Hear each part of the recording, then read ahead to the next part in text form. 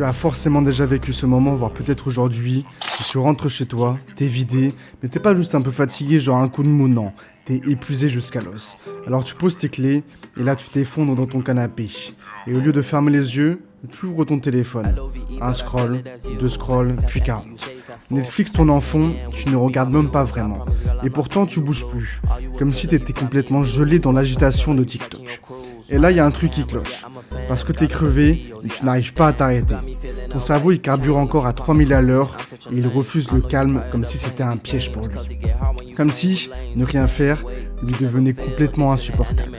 Et ce problème, c'est un bug de repos. Il n'est pas que chez toi, mais il touche quasiment tout le monde. Parce que notre cerveau moderne est devenu intolérant au vide, il est complètement accro à l'attention et allergique au silence. Et c'est exactement ce qu'on va creuser dans cette vidéo. Pourquoi on n'arrive plus à se reposer, même quand on crève d'envie. Et surtout, comment faire pour inverser la machine. Tu crois que ton problème, c'est juste que tu n'arrives pas à décrocher. Mais en vrai, c'est bien plus profond que ça. Gay Hendricks parle d'un plafond du bien-être.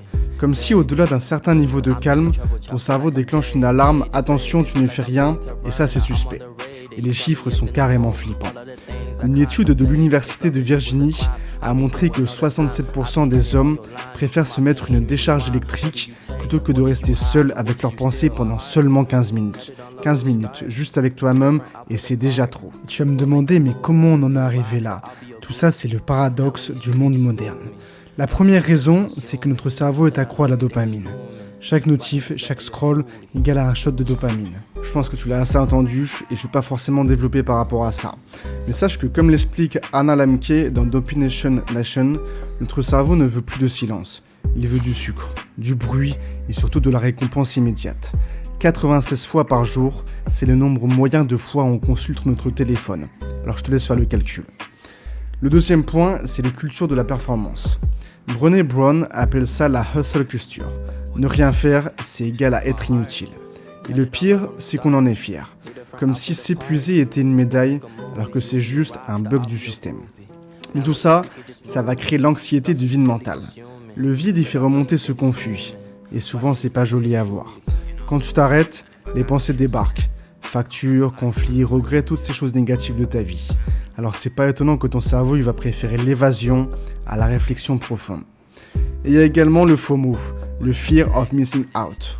Même crevé, tu scrolles, parce que tu as peur de rater quelque chose. Mais ce que tu rates vraiment, c'est ta propre vie. Sache que 89% des gens regardent leur téléphone dans les 10 minutes avant de dormir. C'est plus un rituel, c'est carrément devenu une religion. Et tout ça, ça a un coût réel. Ce bug-là, il va te rendre fatigué jusqu'au plus profond.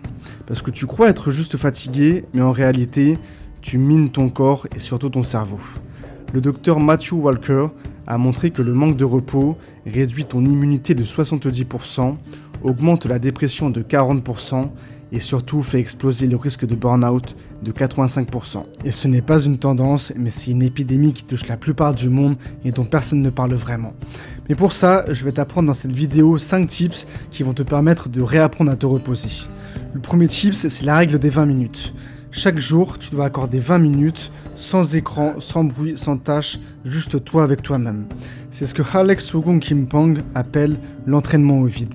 Au début, ça va être super désagréable, un peu comme une désintox, et ensuite ça va redevenir naturel. 2. Redéfinis la productivité. Greg McKeown l'a prouvé. Les gens les plus efficaces sont aussi les meilleurs à se reposer. Même Bill Gates prend des think weeks, pas pour fuir, mais simplement pour penser. 3. La méditation de l'ennui. Tu t'ennuies ? Alors tant mieux. L'ennui, ça va activer ton mode par défaut, celui qui va venir booster ta créativité par la suite. Et Manouche Zomorodi a montré qu'on a nos meilleures idées, souvent dans les moments de vide. Par exemple, tu vas aller prendre une douche, tu n'auras pas de téléphone, pas de musique, et c'est dans ces moments-là que tu vas avoir des bonnes idées ou des bons projets pour ta vie future. Tips 4, le Digital Sunset. 1 heure avant de dormir, écran éteint.